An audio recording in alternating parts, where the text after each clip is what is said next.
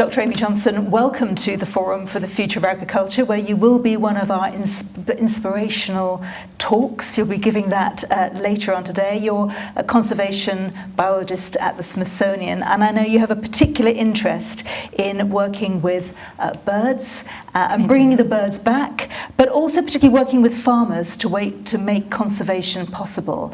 Tell me a little bit more about that work and the theme for your talk today at the Forum. Sure, thanks so much for having me.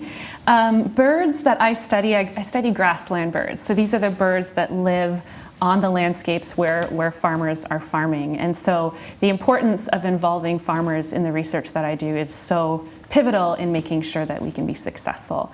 And so today I'm going to be talking about a program that I run based out of the Smithsonian. It's called Virginia Working Landscapes. And we bring together farmers, landowners, community volunteers, state agencies, academic institutions. It's all about collaboration, right? So that we can combine expertise and knowledge, bring together everyone's interests so that when we're designing research, we can make sure that it informs what's happening on the ground.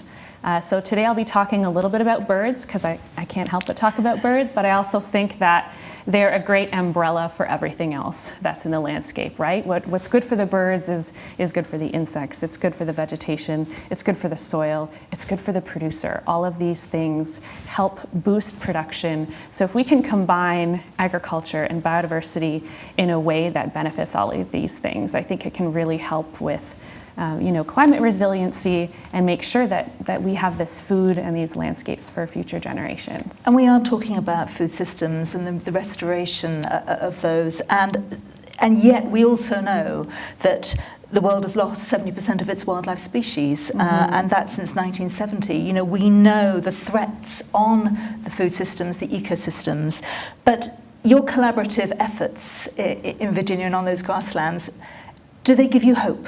Oh, for sure. Yeah.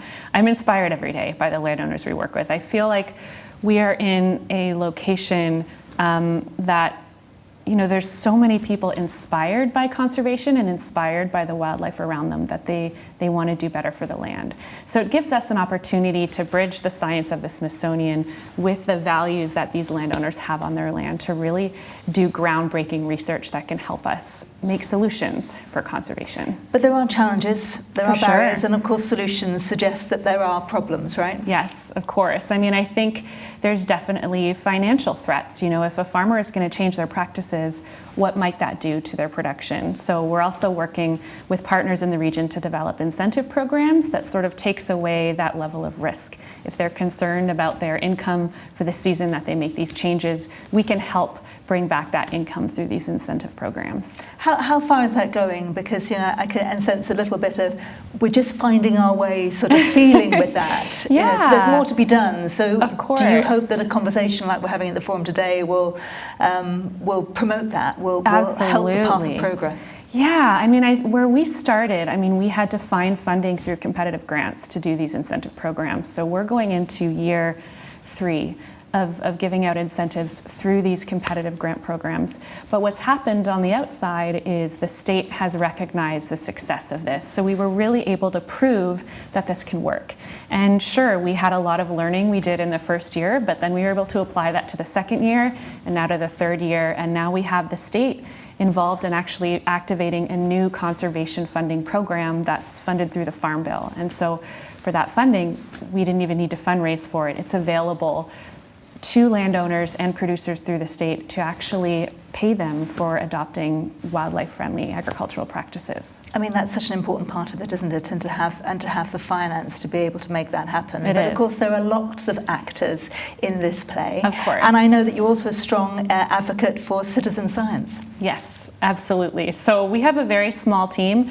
Our team is growing, but when I started as the director, we had one position. And so I've been growing the team over the last few years, but outside of our core staff, we have upwards of 70 community scientists that actually help us collect data on the ground. So they're going out onto these farms, they're helping us conduct bird surveys, pollinator surveys, vegetation surveys, they're helping us with soil collections. And these aren't I mean, they're all members of the community, but some of them are entomologists, some of them are lawyers, some of them are educators. So they also bring additional expertise to the table that we can apply to the work we're doing. And we just published a study. I study biodiversity, but throughout my career, I've always been interested in how is this work actually impacting the behaviors of the people that we work with, right? And our study of our community scientists showed that not only are they helping us collect data, but they're going home and applying these conservation practices to their own landscapes. And in addition to that, they're ambassadors for us in the community. They're out promoting these practices to their neighbors and their friends and family. And so you go from a staff of 5 to a team of 100 people, you can make a pretty big impact. And you can change behaviours, and that's such an important part of it. It is. It sounds like there's a call to action there, that there's a note of optimism in your voice there. Always. And you're also talking at a private land conservation conference. There's another meeting tomorrow as part of the programme events. Mm-hmm. So will you be having a call to action message there as well? Yes. Yeah. I think as a scientist, I'm constantly inspired by the work of my team and inspired by just the nature around us and the work that we do. We get up at sunrise and it's tough to get out of bed, and then you get out onto an incredible landscape and you can hear the dawn chorus of the birds. And if we don't do the conservation that we need to, our future generations aren't going to have that. They're not going to have that dawn chorus. So what inspires me about working on these private lands are the landowners that come out in the field with us. They want to learn how to do their science. They want to ask questions.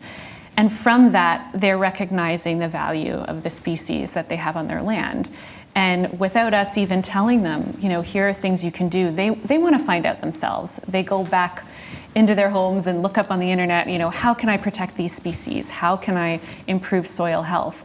And that's just from them being inspired by looking at their landscape a little differently. Thank you so much, Amy Johnson. We'll very much look forward to your TED Talk, the inspirational talk later on this afternoon, but thanks for talking to us today. Thank you so much for having me. Pleasure.